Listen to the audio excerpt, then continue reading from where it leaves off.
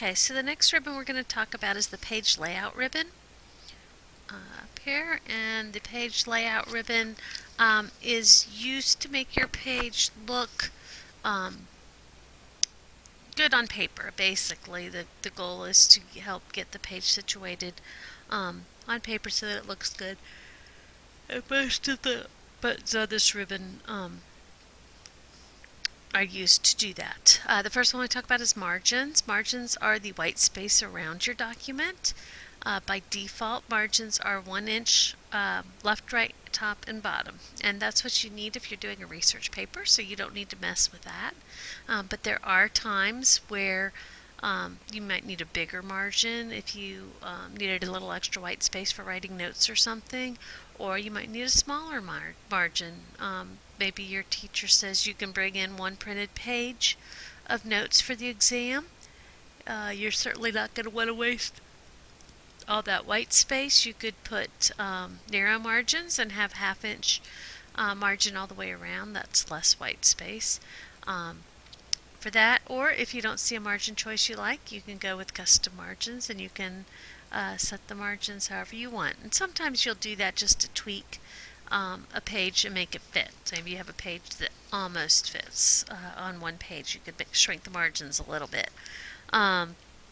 Orientation is another one. Most of what you do in Word is portrait orientation. That simply means the page is straight up and down. If you flip it sideways, that's landscape. As I said, we do that more with Excel than we do with Word. Page size, if you needed to print envelopes or do something else, size is how you would do that. Columns is a little more advanced, kind of like newsprint or newsletter. You have multiple columns. Breaks. Page break, this is the same page break we used on the insert menu. If you had to do a column break, you could do that. Section breaks are a little bit more advanced. You use section breaks when you want to have different page formatting on different parts of your document. So if you need different margins to make a table fit or something like that, section breaks let you do that. Page borders, that's kind of a fun one. If you want to put a border around your page, you could pick I set a style, a color, size, and okay, and it adds a border. Or you're doing a theme. We got Valentine's Day coming up. You could put little hearts. So whatever you want to do with that.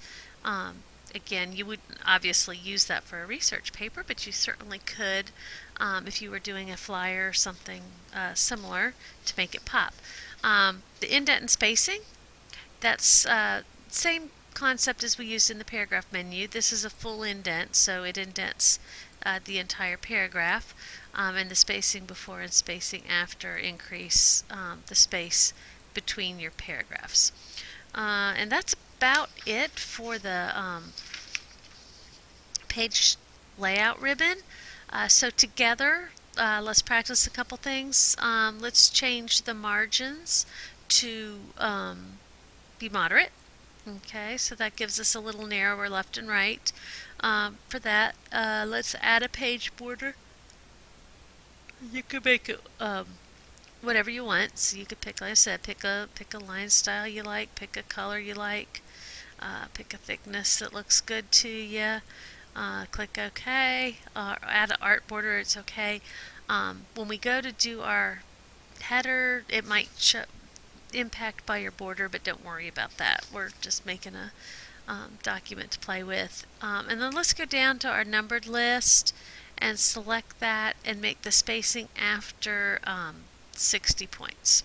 Okay, and again, I can just go type a 6 in, and that gives me a little space between my numbered list and the document. Alright, so that is it for the page layout ribbon. The next ribbon over is references. References is one of those where if you do a lot of formal papers, you might find it useful.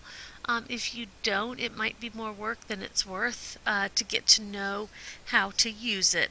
You can do a table of contents, and that's based on headings, so that requires you to use the styles here. Feature. Footnotes, if you need to add footnotes, or You could do that, or citations. Again, you can pick your paper style and it will help you insert and format the citations. Again, it's kind of it takes a little effort to figure out how to get to know that, but that's something if you're interested in, you can play around with. I'm going to mention the mailings ribbon, but to be honest, it's not one that you use unless you do a lot of form letters. Okay, it's used for sending, if you send the same letter addressed to a whole bunch of different people, mailings let you do that.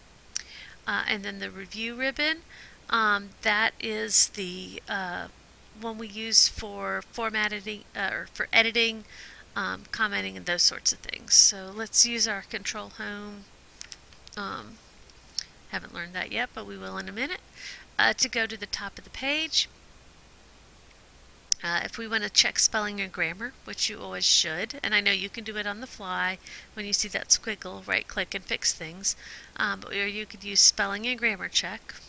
So we can do that. I'm going to cancel out of that for a minute. We'll do it together. We've got the thesaurus. The thesaurus is a is just that. Okay, so if I want to look up the definition of a word, I select the word, or not definition, synonym, and the thesaurus comes up and I can pick a word. If I click on that word, it's going to take me to more synonyms, so I'd have to click on the drop down and choose insert, and it would add that word for me. We've got word count, which again is the same as the word count down here, but it gives you a little bit more details. Actually, I have a word selected, so I'm getting specific word count for the document there. It is. And then, oh, sorry, I didn't mean to yawn. We have comments. Comments are interesting if you need to make a note to yourself or to someone else. I use this feature a lot if I'm proofreading a paper for my daughter who's in college. So I may say, add a source here or something like that. And I can come back later, add the source, and then delete the comment. So that's kind of a cool feature. And if you needed to make editing, again, another one where you were doing, if I wanted this word to be something, I could say track changes, and then if I wanted to delete this word and change it to in a little while, or something like that, I can edit it. And if I don't want that to show up, I just say final, and it's gone. So that's kind of a cool feature as well if you have to do much editing.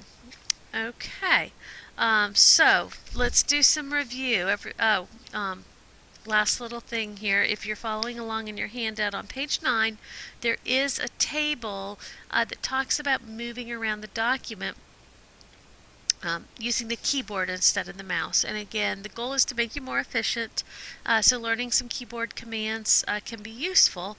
Now we've got the left and right arrow. If I use those, I move left and right, up and down, left and right a character at a time, up and down moves you a row at a time. I can add the control key, so control left or control right is a word at a time, control up and control down is a paragraph at a time. We've got tab and shift tab for moving around our tables. Let's find our table. There we go. We can do tab, tab, tab, tab, and shift tab, tab, tab, shift, shift, whatever. For that, okay. And then if we're on a line of text, home takes you to the beginning of the line and takes you to the end of the line.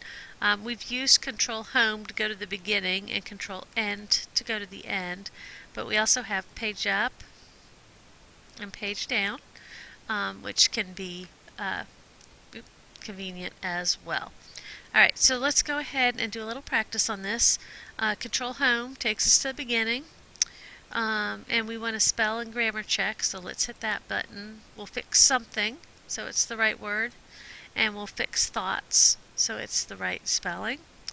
And if you have any other errors, you can fix those too. Let's use the thesaurus to change the word grow. So again, select that, click on the thesaurus. We mean grow by expand, so we'll pick one of these, or increase. Let's see, I'll do increase insert that word there. So we have our thesaurus. Control end. It's going to take me to the end of the document. I've got a couple extra enters there we don't need. And I'm going to add the words word count. And I'm going to use the word count box to figure out how many words I have, which in this case is 139. Don't worry if yours is different. And then we're going to just practice moving around, okay? So use some of those commands I talked about or showed you, okay? And that's it for this video. One more and we'll be all done.